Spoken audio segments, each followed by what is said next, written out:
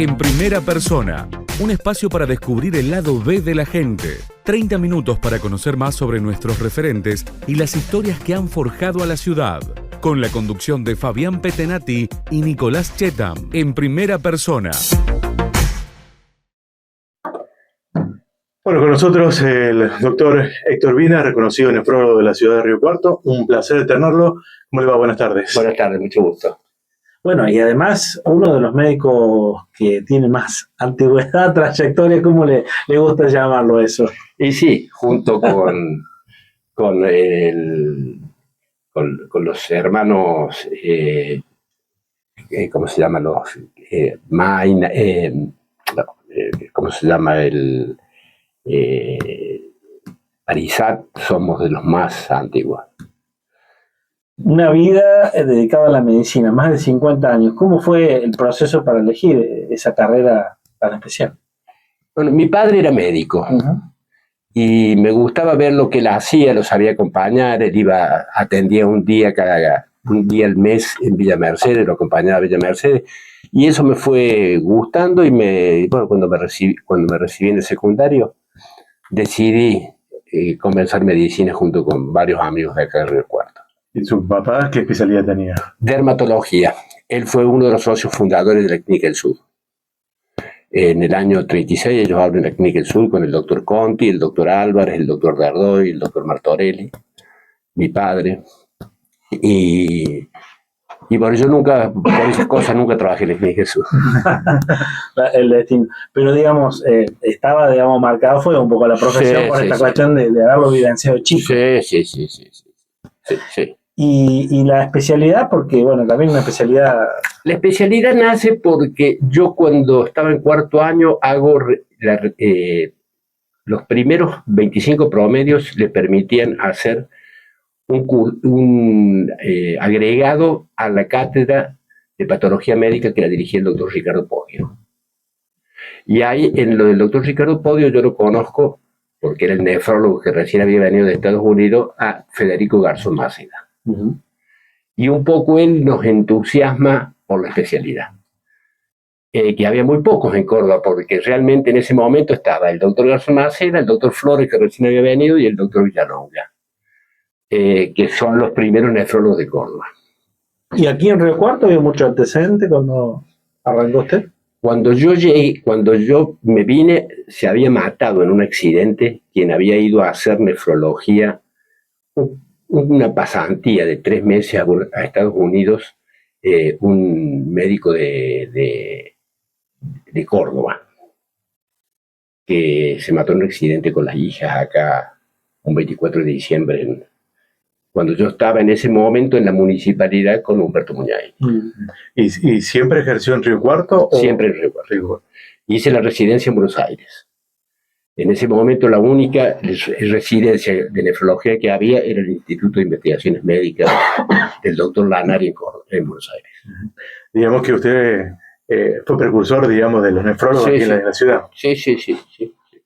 Fui el primero que empezó y el primer centro de diálisis lo abrimos nosotros en el Instituto Médico. Y, digamos, básicamente, ¿qué rama, digamos, abarca la nefrología dentro de lo que es la medicina? Se llama nefrología y medio interno la especialidad. O sea, es toda la función que cumple el riñón en cuanto a la eliminación de toxinas, de residuos que genera nuestra alimentación y nuestro organismo. Y el medio interno es, bueno, mantener la homogeneidad del medio interno, de los distintos electrolitos, ya sean ácidos y bases, para que nuestro organismo funcione correctamente. Doctor, y digamos, 54 años en la medicina, y con las mismas ganas de siempre al momento de hacer consultorio, de estar en el centro de diálisis. Sí, lo nuestro no es un esfuerzo como el de un cirujano tener que estar parado, que poco la vista. En esto sigue siendo más o menos lo mismo con los avances lógicos de la tecnología de los últimos años, que son asombrosos, de parte nuestra al menos, ¿no es cierto? Entre hoy los trasplantes, que es algo muy habitual y con muy buen resultado, entonces todo eso nos motiva a seguir. Y hoy en día ejerce la profesión, digamos, en estos lugares. Estoy en el Instituto Médico, en el urológico. Y ahí estamos con otros nefrólogos, que son mi hijo, mi sobrino, y el doctor Quero y el doctor Fragueiro. O sea que, digamos, esta tradición de la medicina continuó con uno de sus continuó hijos. con mi hijo y con mi sobrino. ¿Y hay alguna discusión al momento de diagnosticar? ¿Se ponen de acuerdo? No, nos ponemos de acuerdo enseguida.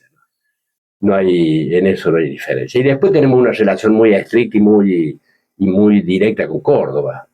Qué sé yo, con el hospital privado, con la clínica Vélez Arfiel, con el Sanatorio Allende, tenemos una relación prácticamente a diario, ¿no? Estamos comunicando y pasándonos las novedades y participamos de los ateneos que ellos hacen, ¿no? Usted mencionó, digamos, el avance de la medicina, de la tecnología. ¿Ha sido fundamental en el caso de su especialidad? Sí.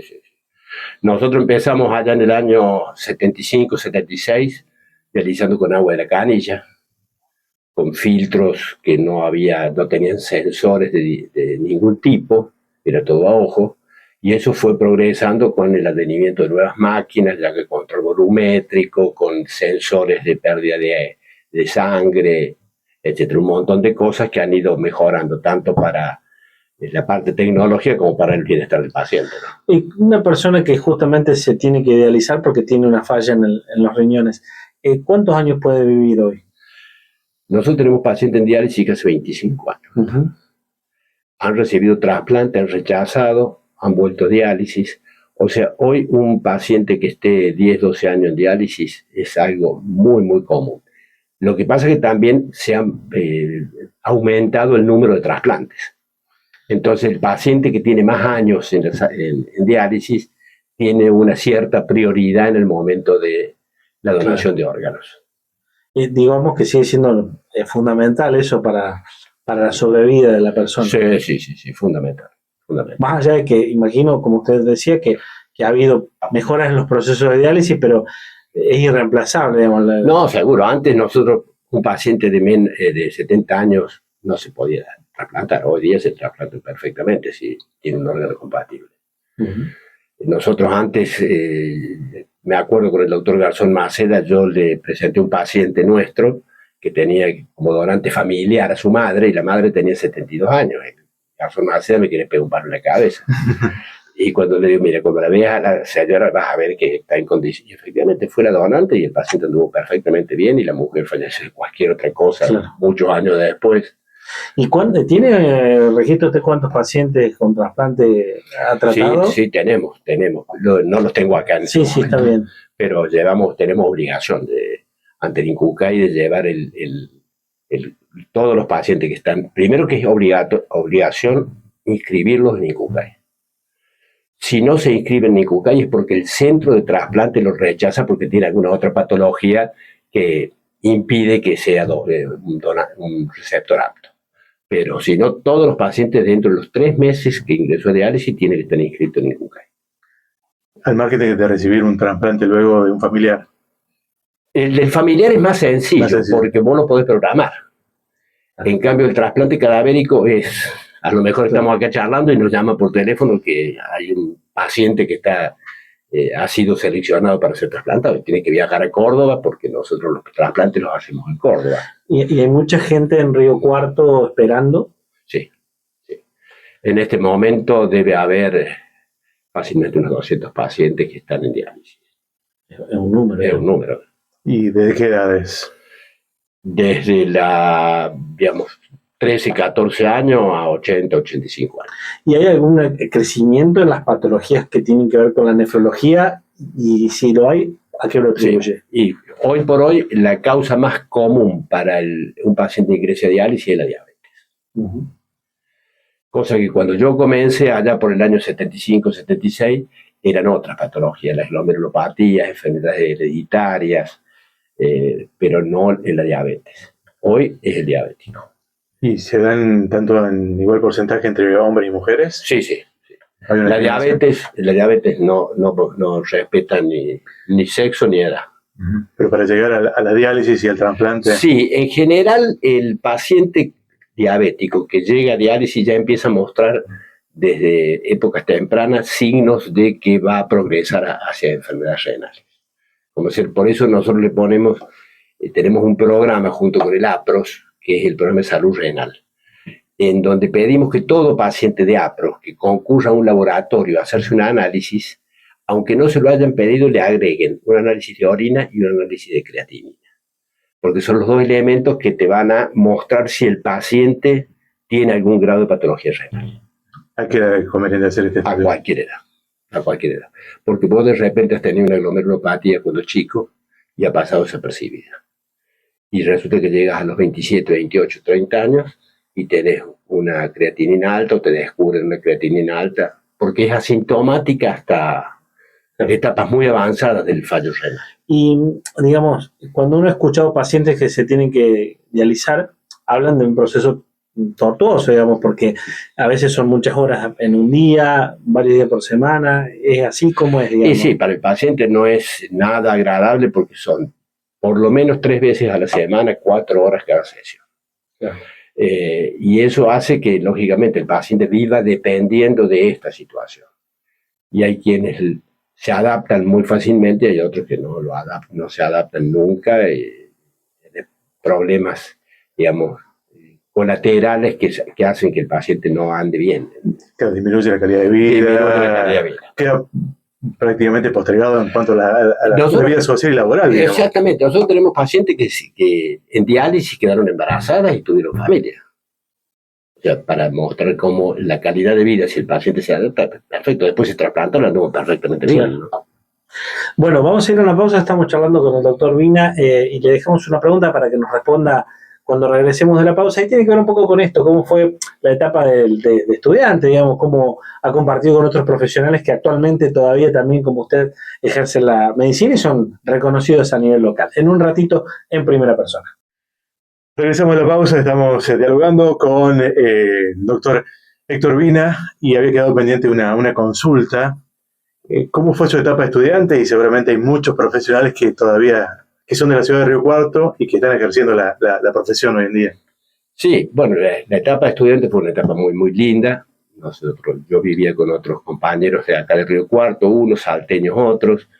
Bueno, tuve la suerte que no me bocharan nunca, así que terminé la carrera en los 6 años que duraba y después hice la residencia en el Instituto de Investigaciones Médicas que depende de la Universidad Z Cátedra de la Universidad de Buenos Aires. Y fui compañero acá de muchísimos médicos que al día de hoy siguen trabajando, como es el doctor Ciampicini, los hermanos Barizate, el doctor Olivero, el doctor Magri, que está en La Carlota, el doctor Busacci, que está en Cosquín, todos esos, Maina, que se recibieron conmigo o unos meses antes o unos meses después, pero compartimos la universidad y las clases de la facultad. ¿Y actualmente tiene muchos amigos médicos? Digamos, ¿hay buena relación, buen vínculo entre los médicos de Río Cuarto? Sí, tengo amigos con los cuales nos seguimos viendo. A veces por cuestiones profesionales no nos vemos frecuentemente, pero el doctor Martínez, el doctor Ciampicini, frecuentemente nos contactamos, el doctor Rica de la Clínica del Sur, el radiólogo. Sí.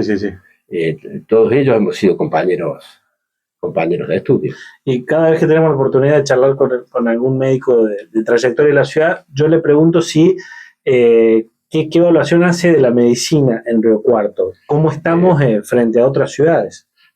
El nivel es excelente. Hoy tenés en todas las especialidades profesionales que están muy bien formados, son muy, muy estudiosos y han hecho las residencias que es el método más apto para formar un profesional, ¿no es cierto? No irse, lamentablemente lo de las residencias se cambió mucho desde el golpe del 76 en adelante, pero hasta el golpe del 76 había un organismo que se llamaba CONAREME, que era el Consejo Nacional de Residencias Médicas. Ese fue una visión muy importante del doctor Brea, el padre del canciller que tenía, ¿cómo se llama? ¿Fori? No, Fori no, el de Cristina. Timerman. No, ¿Dayana? Tayana. Por el doctor Tayana, ellos crean el CONAREM y lo traen de Estados Unidos. Toda institución pública o privada que tenía un sistema de residencias, que era la forma de capacitar y formar a un médico, tenía que volcar sus vacantes en esa institución. Vos rendías un solo examen que se sumaba a tu promedio de la carrera y entonces ingresabas a optar por alguna de las residencias que estaban en oferta. En nefrología, como se estaba el Instituto de Investigaciones Médicas. En cardiología tenías Hospital Italiano, qué sé yo, el hospital. Sí. Bueno, todo eso hizo que vos rindieras un solo examen y entonces el lugar que te tocaba o que elegías era un lugar de formación de profesionales, con profesores que estaban preparados para eso. Cuando el golpe del 76 se disuelve eso, cada centro tiene su sistema de residencia. Y eso quedó hasta el presente, digamos. Hasta el presente. Vos querés rendir, qué sé yo, para cardiología. Tenés que rendir en el Hospital Italiano, en el privado en Córdoba, en el Allende en Córdoba. Tenés 5 o 6 exámenes que ir a dar. Y a veces se superponen los días y los horarios. Entonces te hace mucho más dificultoso. ¿Y cómo ve el tema de las vocaciones actualmente? Porque ya hay algunas ramas de la medicina que están en crisis total con respecto a la cantidad de recursos humanos. Tienden a desaparecer por 2 cuestiones fundamentales. Primero, que te lleva muchas horas de trabajo, muchos años de formación y la remuneración cada vez menor. Hoy conseguir un cirujano pediátrico es muy difícil. Un neonatólogo, un terapista intensivo, uno lo ve a Carlos Cuarto, lo tiene, pero te vas a Carlota o te vas a Moldes. Sí, y lo tiene hoy, no sabemos de acá 10 años, ¿no? O sea, ese es el otro tema. Es que no hay, claro. No hay. Sí. No hay. Vos ves que quedan residencias vacías, quedan desiertas. En nefrología, en Córdoba debe haber unos 10 o 12 cargos. Creo que se completaron 4 o 5 nomás este año pasado. Sí. Doctor, hablamos de la parte privada. Usted también participó de lo público, diríamos, en el hospital, en el viejo hospital. No sé si llegó a estar en el nuevo. Justamente fui uno de los últimos, previo al doctor Martínez, que ellos hicieron el traslado del viejo al nuevo. Yo estuve hasta el último periodo en el hospital viejo. ¿Y cómo es estar en un hospital? Y estar en un hospital es lógicamente muy, muy lindo porque uno devuelve a la comunidad un poco lo que la comunidad le dio. Y cuando a mí me tocó estar en el hospital como médico hospitalario, era muy distinto a lo que es ahora.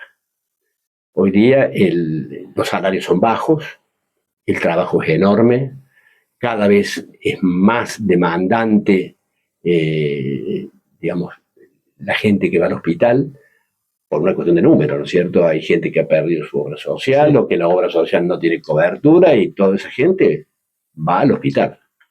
Y todo accidentado en la vía pública, desde que yo fui director, impusimos que tenía que sí o sí ir al hospital. Después del hospital puede elegir ir a determinado sanatorio, pero la primera atención la recibe en el hospital. Claro. Es un protocolo que sigue vigente hoy. Es un protocolo que sigue vigente. Lo pusimos en aquella época, que estaba el doctor Minardi en la Secretaría de Salud. En la Secretaría de Salud y yo en la dirección del hospital. Lo pusimos de esa manera y quedó. Actúe bombero, actúe la ambulancia que actúe, lo tiene que llevar el paciente al hospital. Y fue protagonista de esa institución en un tiempo muy difícil del que se van a cumplir 25 años. Estamos hablando de la crisis del 2001, del estallido social, económico que se vio en el 2001. ¿Qué recuerdo tiene de aquella época? Fue tremendo. Me acuerdo las peripecias que tuvo que hacer como ministro de Salud el doctor Chuit, que fue un gran ministro. No alcanzaba, teníamos que pagar los insumos del SECOR. Los que venían de Córdoba no te recibían SECOR. Era realmente un drama conseguir los insumos. Y el hospital funcionando a pleno y con lo que teníamos.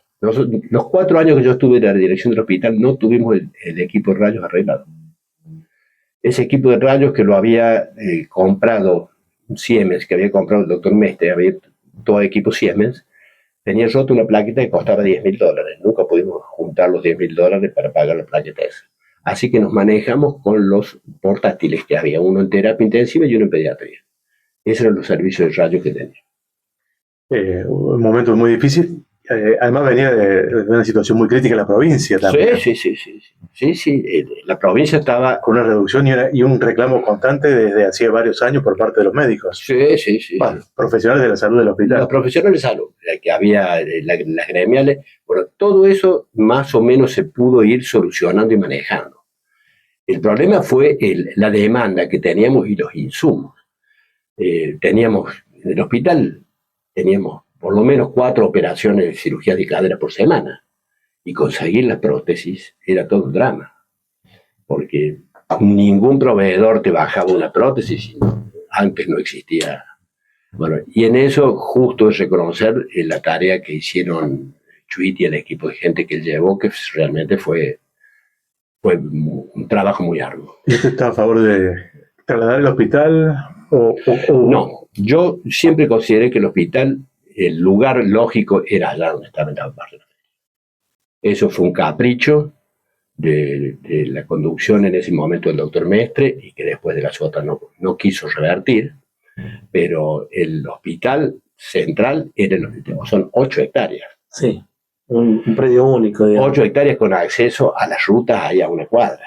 Sí. Meter este hospital en el medio de un barrio, con todo lo que significó, imagínate hacer las cloacas de un barrio residencial, a pasar a tener, no sé, 200 cloacas cada baño que tiene el hospital, y hacerlo torre, cuando todos sabemos que los ascensores en el hospital funcionan el primer mes y el segundo mes. Nadie te los viene a arreglar si no le pagas. Y bueno, así está hoy día el hospital. El hospital quedó muy lindo, cuando se inauguró era precioso, todas las cosas muy buenas, pero en aquel hospital había un trabajo que se había hecho cuando el hospital era de la Nación, en donde había un pabellón de enlace que enlazaba los 4 pabellones, digamos, el de entrada, el 2, el 3 y el 4. Y tenías ahí todos los servicios, digamos, unificados. Y los quirófanos. Y tenías ese predio enorme para ambulancias, para que la gente pudiera visitar sus familiares. Y teníamos la puerta, que nunca la habilitamos, que daba atrás, que daba a la ruta. Por falta de personal, siempre usamos la entrada principal, digamos. Pero había una entrada exactamente igual allá atrás. Uh-huh. Incluso había una al costado, en la calle que no me acuerdo el nombre, en donde siempre por ahí entraban con el equipo de oxígeno. Claro. El camión entraba por ahí. Sí, bueno, y además, digamos, esta cuestión, el espacio, digamos, la dimensión, que eso es difícil encontrarlo en otro sector de la ciudad. Imposible, porque eso fue una donación que se hizo Hacendados Río Cuarto, que fue, digamos, el germen de la Sociedad Rural de Río Cuarto, que donaron primero 4 hectáreas y después 4 hectáreas más. Eran 8 hectáreas que se la donan a quien era el canciller, porque no había ministro de salud en el año 30 y pico. Claro. Al premio Nobel a Lamas se le dona las 8 hectáreas. Se construye el hospital, pero no entra en funcionamiento hasta que en el gobierno de Perón, Carrillo pone en funcionamiento todos estos hospitales que se habían hecho y no tenían gente. Uh-huh. No se habían nombrado las enfermeras, los médicos, etc. Bueno, eso después del 45 es que el hospital incluso está hasta la casa para que vivía el director, que fue la vieja dirección. Ese era un chalet que era el chalet para el director del hospital. Que tuviera y viera qué chalet. Y viera qué chalet, porque tenía con estufa de leña, con todo de piedra, con madera, no, precioso. Sí, además uno ve más allá de que durante mucho tiempo se estuvo abandonado, sí. Pero digo, las construcciones es como ver el Colegio Nacional. Sí. Si bien necesita de todo, seguramente en cuanto a obras, pero digamos, son esas obras que se hacían bien. Digamos. Hay estructuras que son nuevas y que ya están... Sí, y fíjate que hubo el techo, era todo de tejas. pero como se empezaron a romper y a llover y qué sé yo, fue más práctico. Eso lo hizo el doctor Provenzal cuando era de la Nación. Le pusieron chapa directamente arriba. Así es. Que se lo hizo acá los chicos 11. Le pusieron todo chapa, así que el techo quedó perfecto. Claro. De todos los pabellones. Bueno, también tuvo su paso por la política. También. Miembro del Tribunal de Cuentas, entre otros cargos. Fui subsecretario de Salud Pública del doctor Humberto Muñadini. El secretario de Salud era el doctor Carlos Magri. Y yo fui subsecretario de él. Ahí estuve un año. Y ya después me fui a Córdoba, a Buenos Aires, en la residencia. Y después estuve con el último periodo del contador Rins, estuve en el Tribunal de Cuentas. ¿Como oposición? No, yo estuve por el oficialismo, porque fue una alianza. Una alianza, sí. Fue oficialismo, pero me tocó estar con Guillermo de Rivas, que, bueno, con el padre de Guillermo nosotros fuimos funcionarios en la época de Humberto. Él compartía en gabinete. Sí, y muy amigo toda la vida. Así que estábamos con él y, bueno, mantuvimos una muy buena relación. ¿Y se arrepiente de haber pasado por la política o no? No. A mí siempre me gustó. Yo creo que la política es muy útil porque es lo que sirve para cambiarle la vida a la gente. Doctor, la última pregunta que le hacemos habitualmente a los entrevistados es ¿a qué se hubiera dedicado si no se dedicara a lo que se dedica? Me hubiera gustado ser futbolista si me hubieran dado las condiciones. Hubiese sido esa la carrera. Sí, porque tenía grandes amigos que fueron grandes futbolistas en esa época. Bueno, Ricardo Aymar, La Mona Arana, Pinocho Lané, todos ellos fuimos amigos y jugamos juntos muchos años. Gracias por la visita, doctor. No, al contrario, muchísimas gracias a usted.